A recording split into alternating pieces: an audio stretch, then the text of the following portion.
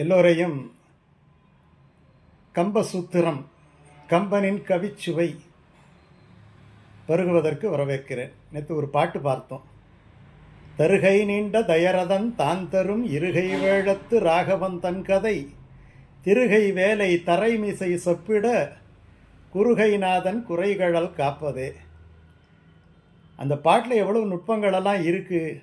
அதில் ஒரு வரி தான் சொன்னேன். தசரதனை பற்றி சொன்னேன். தருகை நீண்ட தசரதன் அப்படி சொல்லுகின்ற பொழுது அந்த தருகை நீண்ட என்பதை ராமனுக்கும் சேர்த்து வச்சுக்கிட்டு தருகை நீண்ட இருகை வேழத்து ராகவன் அப்படின்ட்டு நம்ம எடுத்துக்கலாம் அப்படின்ட்டு நான் சொன்னேன்.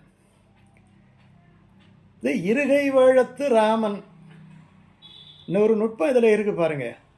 ராமனை குறிப்பிடும் பொழுது தசரதனை ஏன் குறிப்பிடணும்? தசரதன் ராமன் கதையை சொல்ல போகிறான், ராமாயணம் தானே. ராமன் கதை சொல்ல போகிறான்னு நேரடியாக சொல்லலாமே, தசரதனை ஏன் குறிப்பிடணும்? ஒரு மரபு இருக்குது.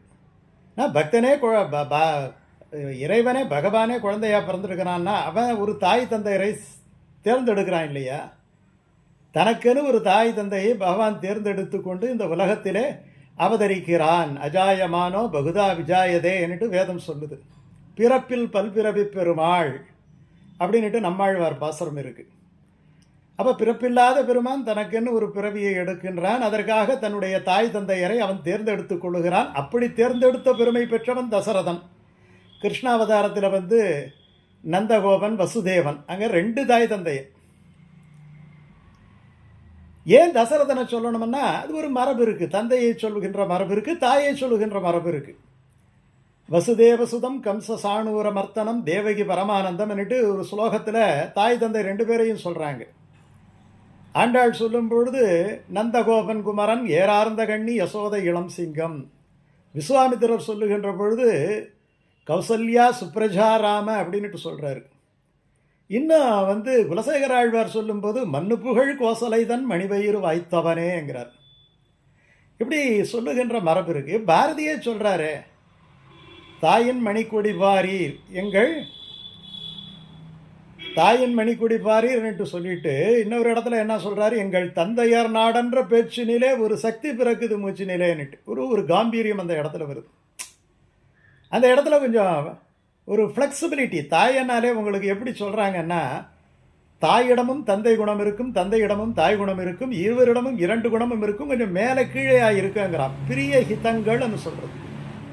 பிரியம் என்பதற்கு தாயையும் ஹிதம் என்பதற்கு தந்தையையும், அன்பால் அணைத்து வளர்ப்பதற்கு தாயையும், கொஞ்சம் கட்டுக்கோப்பாக வளர்கிறதுக்கு தந்தையையும் அப்படி காட்டுகின்ற மரபு இருக்குது. இன்றைக்கி எல்லாம் மாறிடுச்சு. தாய் தான் வளர்க்கணுமா அப்படியெல்லாம் பேச்சு வரும். அப்புறம் அது ஆண் அதிகம் பெண் அதிகம்னுட்டு வரும். ரைட். இந்த இடத்துல அப்படி ஒரு மரபு, பழைய மரபு இருக்குது. 2ஐயும் குறிப்பிட்டு தான் சொல்லியிருக்கிறாங்க. பல இடத்துல கோசலையை புகழ்கிறானே, உலகத்தை எல்லாம் இயன்றவளை தான் இயன்றாள்ன்னுட்டு இதே கம்பன் சொல்கிறான் இல்லையா? அதை ஒன்றும் விட்டு கொடுத்துடல. அதனால் அதை குறிப்பிட்டு சொல்லுகின்றார். அதில் தருகை நீண்ட இருகை வேழம். இதில் பார்த்திங்கன்னா யானைக்கு நம்ம தும்பிக்கை தான், ஒரு கை தான். ஆனால் இவன் 2 கை வேழமாக இருக்கிறான். இந்த வேழம் என்னட்டு சொல்லுவதற்கு பல இடங்களில் பின்னாடி கம்பனே யானையாத்தான் சொல்கிறான். பகவானை யானையாக சொல்லுகின்ற பழக்கம் இருக்குது. கண்ணனை கூட பெரியாழ்வார் சொல்லும் பொழுது படு மும்மத புனல் சோர வாரணம் பையன் என்று உருவது போலங்கிறார். கண்ணனுடைய நடைய வாரணம் என்னட்டு யானையை சொல்கிறார். யானை போதகம் என்று சொல்லலாம் இல்லையா? வேழம் என்னட்டு சொல்லலாம். இப்படி சொல்லலாம். ஏன் ஆழ்வார் சொல்கிறாரு பகவானை தென்னானாய் வடவானாய் உடபாலானாய் குணபால மதையானாய் என்கிறார். யானைன்னே சொல்கிறார். என்னானாய் திருநெடுந்தாண்டகத்தில் ஒரு பாசம். யானையை சொல்லுகின்ற வழக்கம் எல்லாம் இருக்குது. இந்த யானைக்கும் பகவானுக்குமே ஒரு சாமியத்தை சொல்கிற வழக்கம் இருக்குது. நம்மளே மேலே ஏற முடியாது. பார்க்குறதுக்கு கம்பீரியமாக இருக்கும். பார்க்கலாங்கிற மாதிரியே இருக்கும். யானை வந்தால் குழந்தைங்கள்லாம் வந்துடும் இல்லையா? யானை வந்தால் குழந்தைங்களெல்லாம் அந்த மணி ஓசையை கேட்டு வரும் இல்லையா? அப்படி பகவான் வர்றதுக்கு முன்னாடியே தாளவாத்தியம் வரும், யானை வருமுன்னே மணி ஓசை வரும் அப்படி சொல்கிற மாதிரி. அது ரெண்டும் வந்து பார்த்தீங்கன்னா, பாகனுக்கு கட்டுப்பட்டது யானை, அந்த இறை அடியார்களுக்கு தனக்கு பூஜை செய்கின்றவர்களுக்கு கட்டுப்பட்டது இறைவன் இல்லையா? அது தானே எடுத்து கொடுக்கும், கயிறு எடுத்து கொடுக்கும். யானை தான் கட்டுறதுக்கு தானே. அதே மாதிரி பகவான் தன்னை தாழ விட்டு கொள்ளுவான். சௌலபிய சௌசல்ய விசேஷாதிகள் என்னட்டு சொல்கிறது வழக்கம். எளிமை நீர்மை அப்படின்ட்டு தமிழில். அப்புறம் பாகன் ஏறணுமென்னா அதுவே கீழே மேலே ஏற்றிக்கும். அதே மாதிரி இறைவனே அவனை தூக்கி வச்சுப்பான். மேலே ஏறணுமென்னா காலை பிடிக்கணும். யானையினுடைய காலை பிடிச்சி துதிக்கையை பிடிச்சி மேலே ஏற முடியாது, தூக்கி போட்டுரும். காலை பிடிச்சி மேலே ஏறணும். இறைவனுடைய திருவடியை பிடித்து இறைவனை அடைய வேண்டும். இப்படி நிறைய சாமியங்கள் எல்லாம் சொல்லியிருக்கிறாங்க. அடுத்தது ராமனே யானையா பின்னாடி கம்பனே சித்தரிக்கிறார். சீதையை அன்ன நடை என்று சொல்லி ஓதிமம் ஒதுங்க கண்ட உத்தமன் உழையலாகி சீதை தன் நடையை நோக்கி சிறியதோர் முறுவல் செய்தான். மாது அவன் தானும் ஆண்டு வந்து நீர் உண்டு மேலும் போதகம் நடப்ப ஒப்பி நோக்கி நடப்ப நோக்கி புதியதோர் முறுவல் பூத்தான் என்னட்டு சொல்கிறார். அப்படி சரி, இந்த ஒரு விஷயம். அப்போ வேழத்தை யானை மாதிரி எனங்கிறத இந்த இடத்துல சொல்லியாச்சு. அடுத்த ஒரு விஷயம் சொல்கிறார் பாருங்க. ராமாயண கதைன்னுட்டே சொல்கிறார். ராகவன் தன் கதைங்கிறார். ராமாயணத்தில் எல்லாத்தையும் படிக்க வேண்டியது. ஏன்னா ராமாயணம்ங்கிறது வேதசாமியமானதுன்னுட்டு பெரியவங்க சொல்லியிருக்கிறாங்க.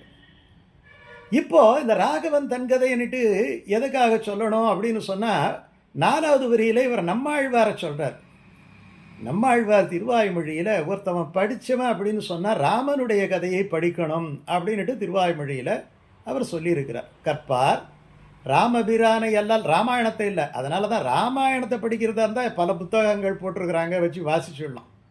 கதையாக வாசிக்கிறதா இருந்தால் புத்தகமாக கிடையாது, வாசிச்சிடலாம். ஆனால் என்ன இது, ராமனை தெரிந்து கொள்ள வேண்டும். இந்த ராமாயணமே கோ குணவான் அப்படின்ட்டு 16 குணங்கள் நிறைந்தவன் யாரோ அவன்தான் ராமன்.